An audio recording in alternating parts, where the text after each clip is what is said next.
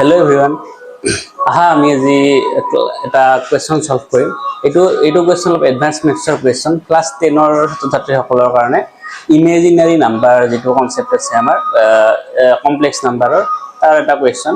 এই question example কিতাপত কৰি দিয়া আছে, কিন্তু মই এটো অকমান বেলেগ ধৰণে কৰিম।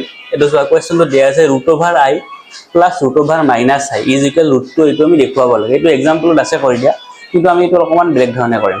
সো লেট আস স্টাৰ্ট দা কোৱেশ্চন। তো চাবা আমি ফাৰ্স্ট লেফট সাইডৰ পৰা স্টাৰ্ট কৰিম। তে লেফট সাইডটো আমাক কি দিছে চাই লোৱা। যে দিছে √i plus √-i এইটো দিছে। গতিকে আমি এটোৰ পৰা √2 কেনেকৈ বনাম? সো √2 যদি বনাব লগা হয় আমি এটা কাম কৰিম। ইয়াত আমি ফাৰ্স্ট এটা কাম কৰিবলৈ ট্ৰাই কৰিম যে হোল স্কয়াৰ কৰিম। কিন্তু ইয়াত যদি আমি হোল স্কয়াৰ কৰি দিও ইয়াৰ ভ্যালুটো চেঞ্জ হৈ গল, কিন্তু আমাক √i আৰু √-i হে লাগে। সো আমি কি কৰিম, ইয়াৰ এটা √ও দি দিম। দি দিলে একে কথা হৈ গল, ৰুট আৰু স্কয়াৰ কেনসেল আউট হৈ যাব, গতিকে আমাৰ ভ্যালুটো একে থাকিলে। সো আমি ইয়াত এইটো ৰুল ইউজ কৰিছো ক'ব গলে a স্কয়াৰ √। ইয়াৰ ভ্যালুটো কি হৈ যাব, a থাকিব। আনচেঞ্জ ভ্যালু চেঞ্জ নহয়। সো এইটো আমি কৰিলো। এতিয়া আমি কি কৰিম, এখিনি ক্যালকুলেশন কৰিম, জাস্ট সিম্পল ক্যালকুলেশন। যে এইটুক তোমালোকে a বুলি ভাবা √i টুক, আৰু √-i টুক b বুলি ভাবা। ভাবিলে কি হ'ব, এইটো a plus b whole square সূত্র আহি গৈছে।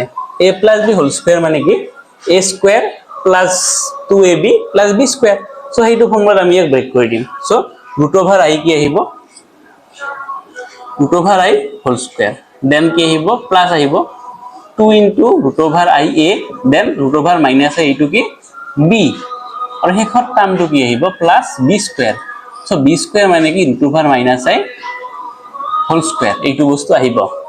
নেক্সট আমি কি কৰিম, ইয়াত আমি চাম যে √-i আছে আৰু স্কয়াৰ আছে, যে স্কয়াৰ আৰু ৰুট কি হ'ব কেনসেল হৈ যাব, গৈ ইয়াত কি থাকিব অনলি i থাকিব। দেন আমি ইয়াত চাম 2 লিখিম। ইয়াত √-ভাৰ দুটা আছে, দুটা √-ভাৰ যদি থাকে কি হ'ব, এই √-ভাৰটো 2 আহিব। দেন √-ভাৰটো এটা হৈ যাব, এইটো ফৰ্মুলা ইউজ হ'ব ইয়াত যে √a into √b। তাৰ মানে আমি কি জানো এইটো কথা, ৰুট কি এইটো বস্তু। সো ইয়াতো হেতু হ'ব √i into √-i, এইটো কি হ'ব ৰুটটো কমন আহি যাব i into -i, এইটো আহি গল। দেন আমি এইটো চাম ইয়াত কিন্তু এটা প্ৰবলেম হৈ গল যে ইয়াত মাইনাস আছে কিন্তু। সো মাইনাস থাকিলে কৰিব পাৰি একো নাই। চোৱা ইয়াতো কি হ'ব, স্কয়াৰ ৰুট উঠি যাব। উঠি গলে আমি কি দিম, ইয়াত অকল -i থাকিব। সো -i আহি যাব, কিন্তু ইয়াত আমি এটা ব্ৰেকেট দি দিব লাগিব, তেতিয়াহে এইটো প্লাস মাইনাস আহিব ন। সো এইটো তো দেন কি হ'ব, চোৱা ইয়াৰ পিছত কি হ'ব, i টো আমি ইয়াত আনিলো, এইটো -i আছে, এইটো আমি ইয়াত লিখি দিও। সো এইটো প্লাস মাইনাস মাইনাস যাব -i, আৰু এইখিনি কি হ'ব আমি চাইলো 2 আহিব, √-ভাৰ আহিব,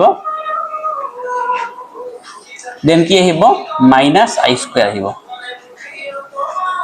এইবাৰ তোমালোকে যদি চোৱা ইয়াত কি লিখিবা, i মাইনাস এইটা কেনসেল হৈ 0 হৈ গল, এইটা নাহে, কি আহিব 2 আহিব, দেন -i স্কয়ার। তাৰ মানে কি √-ভাৰটো আহিব, প্ৰবলেম নাই, মাইনাসটো আহিল, কিন্তু i স্কয়াৰ মানে আমি এটা কথা জানো আগৰ পৰাই, যে কি i স্কয়াৰ মানে হল কি আছিল -1 তো আমি জানোৱে। সো ইয়াত কি আহিব -1, then the value is go to 2 into minus plus, so plus √1, তাৰ মানে কি 1, তাৰ মানে এই ভ্যালুটো কি হৈ গল একচুয়ালি √2 হৈ গল।